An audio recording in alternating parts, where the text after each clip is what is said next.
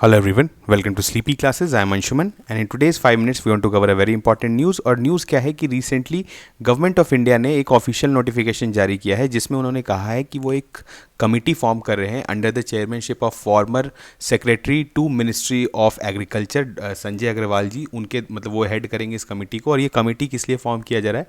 To strengthen the MSP system, minimum support price system जो India में existing है, इसको स्ट्रेंथन करने के लिए कमेटी बनाया जा रहा है। ठीक है, अब देखते हैं।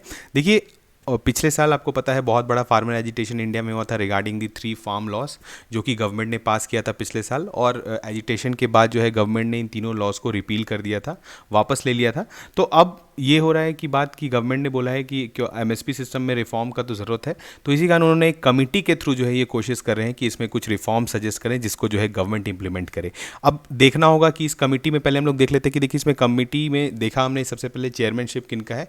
इसके अलावा बहुत सारे इसमें इंटेलिजेंसिया बोल सकते हैं, बहुत सारे प्रोफेसर्स, इंडस्ट्री, एग्रीकल्चर इंडस्ट्री से रिलेटेड लोग जो है वो भी इसमें उनको भी इसमें शामिल किया गया है। इसके अलावा कुछ प्रेशर ग्रुप्स हैं, जैसे कि आपको पता है संयुक्त किसान मोर्चा एसकेएम, जो कि पिछले साल जो 2020 में इसका फॉर्मेशन हुआ था, ये एक कंबाइंड सारे जितने जो आप बोल सकते हैं फार्मर यूनियंस हैं उनका एक ये कंबाइंड ऑर्गेनाइजेशन है। तो इसके भी 3 मेंबर्स को जो है गवर्नमेंट ने बोला है कि वो पार्ट ऑफ द कमिटी रहेंगे।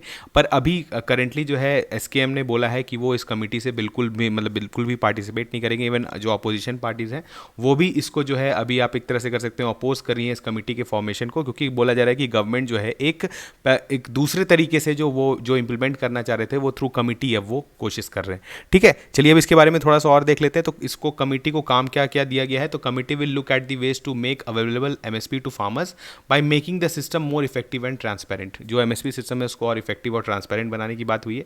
उसके बाद सीएसीपी आप जानते हैं जो कि हमारे यहाँ एमएसपी जो है रिकमेंडेशंस करती है, मतलब जो भी हमारे यहाँ एमएसपी जो डिसाइड होता है वो सीएसीपी ऑर्गेनाइजेशन, इसके बाद हम लोग इसके बारे में देखेंगे, तो वही फिक्स करती है और वो गवर्नमेंट को एक्चुअली रेकमेंड करती है। और गवर्नमेंट जो आप जानते हैं फिर cabinet community on economic affairs जो होते हैं, ठीक है, वो जो है इसका फाइनल डिसीजन लेते हैं, ठीक है, कि एमएसपी कितना रहेगा। लेकिन जो सीएसीपी है that recommends the MSP in India. उसके अलावा क्या है, बोला गया है कि स्ट्रेंथन एग्रीकल्चर मार्केटिंग सिस्टम, ठीक है, कुछ मार्केटिंग सिस्टम्स को भी इंप्रूव करना है जिसकी वजह से कि है फार्मर्स को रेम्यूनरेटिव प्राइस मिल पाए ऑफ देयर प्रोड्यूस, ठीक है, by taking advantage of the domestic and export opportunities. इसके अलावा कुछ और कमिटीज को क्या दिया गया है, तो ये मतलब ये काम भी दिया गया है कि उनको प्रोग्राम जैसे suggestions for programs and scheme for value chain development, protocol validation and research for future needs and supports for area expansion under Indian natural farming system जो है इसको एक्सपैंड कैसे किया जाए, ठीक है। तो इसके लिए भी जो है कमेटी को बोला गया है कि आप इस पर भी काम करें और इस पर भी रिकमेंडेशंस दें, ठीक है। इसके बाद क्या है, क्रॉप डाइवर्सिफिकेशन का भी बात हुआ है कि mapping of existing cropping patterns of agro ecological zones of producers and consumer states, ठीक है। तो क्रॉप डाइवर्सिफिकेशन, इसके अलावा कुछ माइक्रो इरिगेशन पे भी जो है इस कमेटी को रिसर्च करने दिया गया है। तो ये सब पे जब मतलब इन सब पे जो है इन कमिटीज़ को कुछ रिकमेंडेशंस देना है जिस पर जो है गवर्नमेंट काम करेगी, ठीक है। अब देखते हैं थोड़ा सा कि काम अभी जो सीएसीपी की बात हो रही है, तो इसमें इस कमेटी को ये बोला गया है कि आप कुछ रिकमेंडेशंस ऐसा दें जिसकी वजह से सीएसीपी का जो है ऑटोनॉमी उसको बढ़ाया जाए। अब सीएसीपी क्या है, तो commission for agriculture cost and price जिसको हम लोग बोलते हैं, और ये क्या है, it is a recommending body.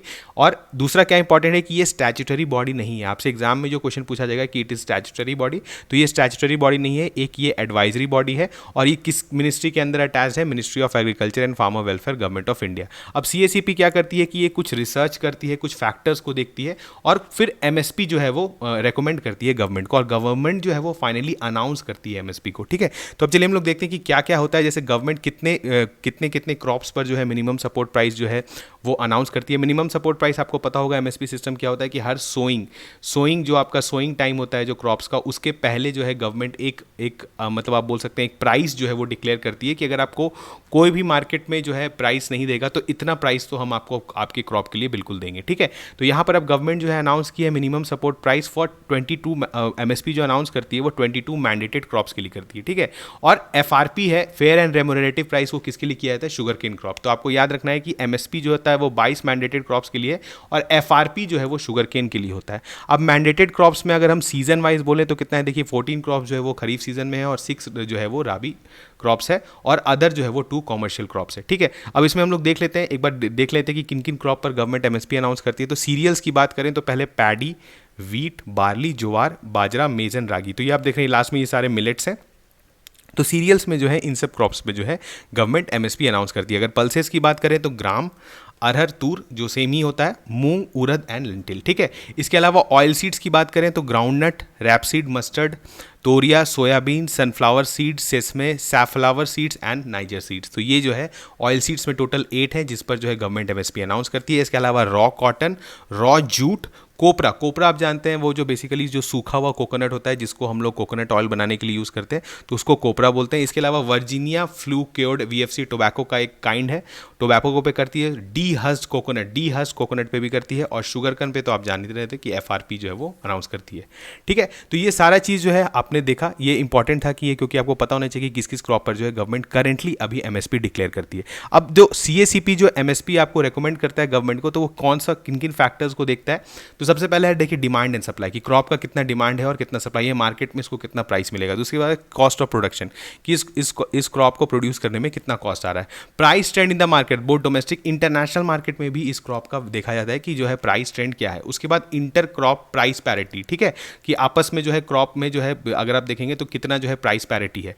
उसके terms of trade between agriculture and non agriculture, ठीक है, uh minimum of 50% as the margin over cost of production and likely implication of MSP on consumers of that product. मतलब जो MSP हम announce करेंगे उसका effect जो है वो कंज्यूमर पे क्या पड़ेगा, इसको भी जो है इनकम पास किया जाता है एमएसपी रिकमेंडेशन में, ठीक है। तो यहाँ पे कुछ इंपॉर्टेंट पॉइंट्स था जो कि हमने देखा अबाउट एमएसपी और सीएसीपी के बारे में जाना। अगर इसमें अभी जो ये अगर जो अभी कमेटी बनती है, इसका जो रिकमेंडेशन आएगा उसको हम लोग आगे फ्यूचर में डेफिनेटली कवर करेंगे। तो मिलते हैं नेक्स्ट लेक्चर में, तब तक थैंक यू।